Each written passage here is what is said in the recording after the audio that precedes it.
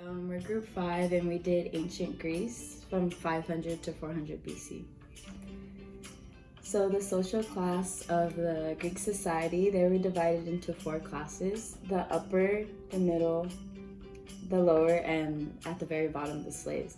So the Athens were part of the upper class and they had the ultimate power. So these people showed good moral character, brilliant artistic sense, and they were highly social. They had complete power over political, militaristic, literature, and philosophy work, and they had slaves perform their materialistic work. The middle class, they were foreign birth, however, they didn't have very much rights as the upper class, and they were involved in trading, manufacturing, and craftsmanship work. So the freedmen were part of the lower class, and these people were slaves but were once freed by their owner.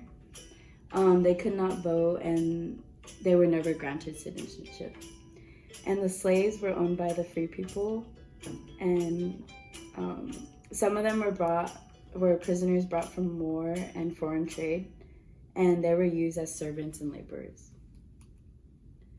So some body modifications of the Greek society. The men were elite in society, so their body was very important to them. They would exercise outdoors to get a deep bronze tan, which would define the muscular structure, as you can see here in this picture.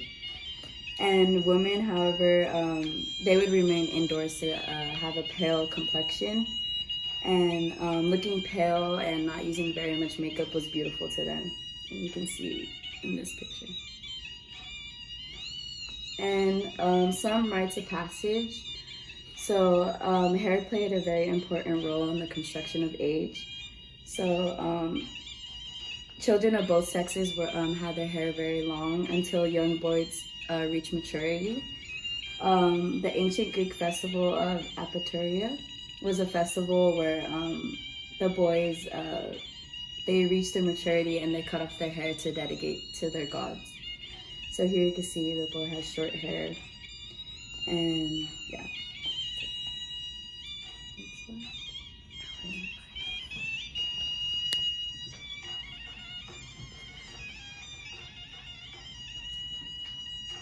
Okay, hi. So textiles, apparel production, how important it was to them. So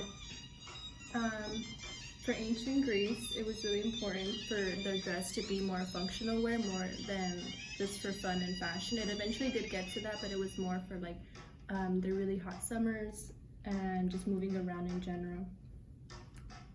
Often children didn't wear any clothing. It's just indicating more that it was just for function and not really just to look good. A textile that was really important was linen and wool, especially linen because it is a very natural fiber and fabric that's very breathable in their hot summers. And what were the status symbols in dress? A status symbol that was easily identified was the chlamys. It was worn around the neck like as a cape almost, and those were for mostly messengers and soldiers worn around town.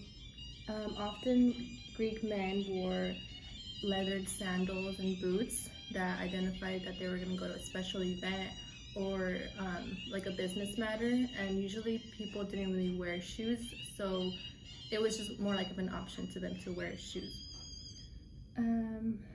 Himatians is another dress that was worn on the left shoulder, something like this, and they would make sure that it wouldn't drag on the floor because it would be often misinterpreted as poor taste, so it was really important for them to wear them a certain way.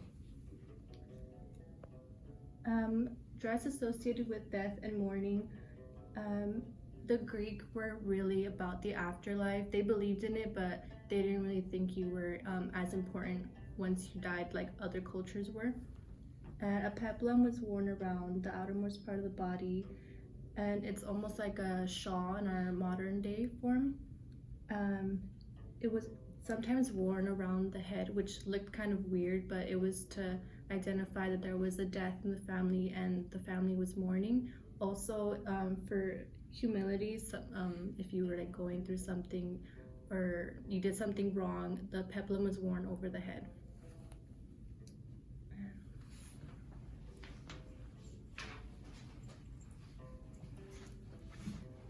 So, was this a small, a large, or global sized culture? So, overall, ancient Greece had a total area of 50,502 square miles, including 1,140 square kilometers of water and 130,800 square kilometers of land. It was an ideal republic to have 5,040 citizens, and it implies an optimum size population of the people. Other ancient Greek cities rarely had populations of 40,000 people. As a city was to reach a population of 20,000 or 30,000, that would be the max, and it wouldn't go over. And overall, its global sized culture was medium. And what was the government structure of this type of culture? So they had an Athenian democracy, meaning that citizens voted on all laws. There was no person to represent. These laws were applied on themselves. And officials ran the government, and they were chosen by lottery, so everybody had an equal opportunity to get chosen.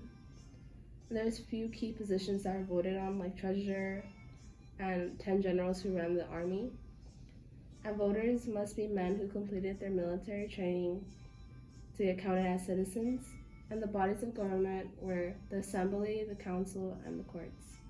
The assembly was made up of the citizens that voted and voted on important decisions like engaging in war or not.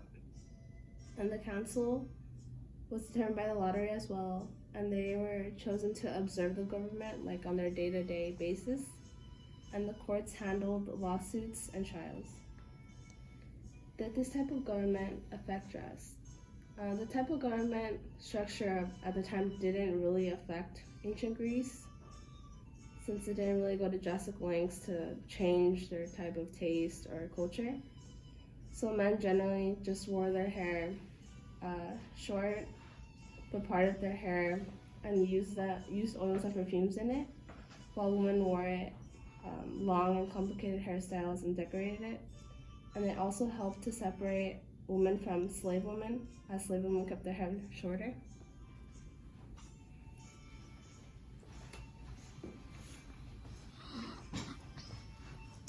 Hello.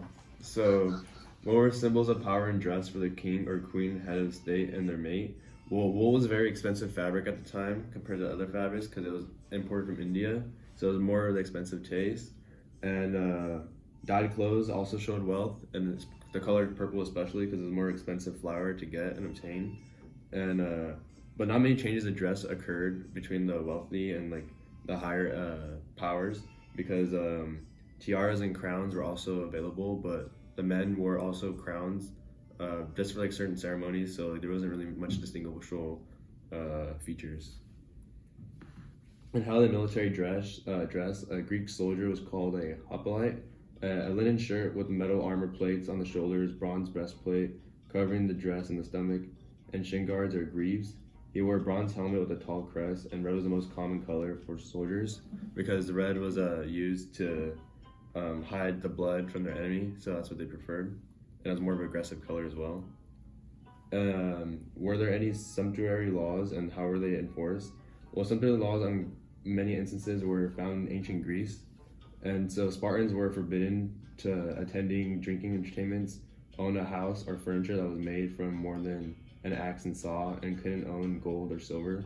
So they only had to use iron coins at the most part, and their houses were very bland and not so intricate because of the rule they had on them.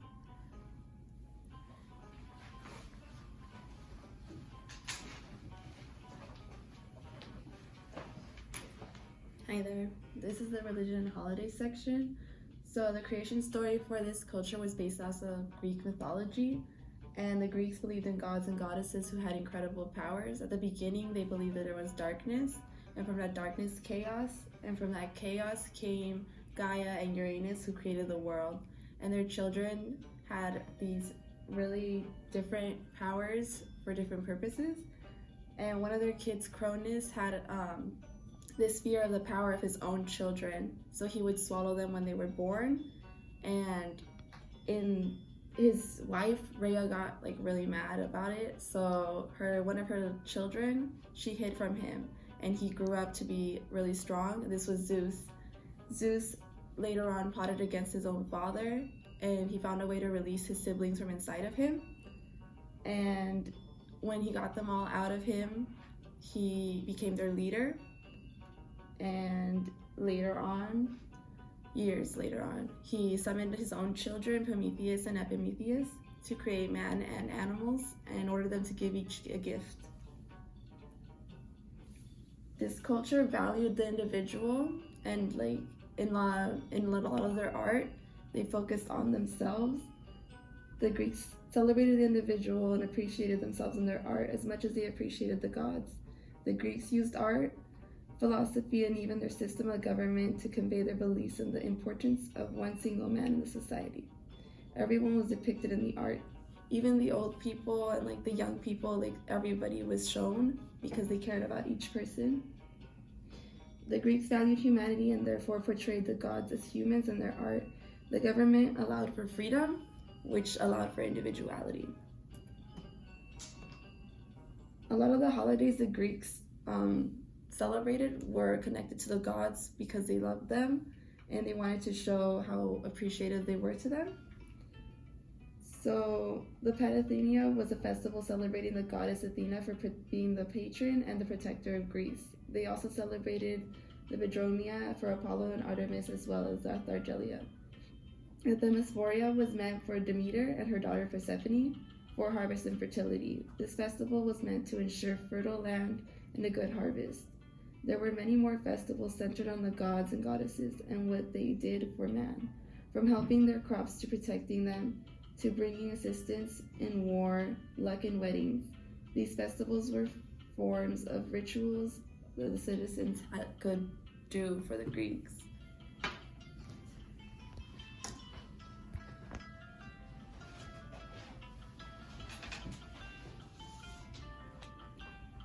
Okay, so continuing religions and holidays. Ancestor worship was involved. Traditional ancient Roman religion was heavily rooted in ancestor worship. Pictures, statues, busts, and death masks were kept in the homes. And ancient Romans looked to these deceased family members for advice and approval. Ancestral spirits were thought to have some influence on their living relative lives.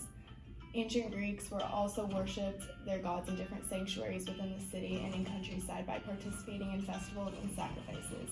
Ancient Greeks worshipped their ancestors and gods because they believed it brought them well-being and good fortune.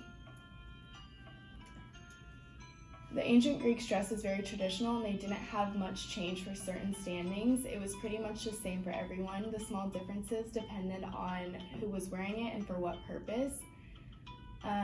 Both men and women wore a garment called a tunic. The tunics were worn by men that reached their knees, and the tunics were worn by women that came to their feet, and the tunic would usually be tied at the waist. Were there any folk tales or cultural stories equivalent to our fairy tales? So the ancient Greeks' versions of fairy tales were stories about their gods, and these stories are called myths. Each storyteller told the stories in their own way, but whatever power and personality a god had was consistent from story to story. For example, Zeus was the king of all gods, and only Zeus could throw lightning bolts. These stories held a lot of meaning because to all the Greeks during that time. Thank you for watching.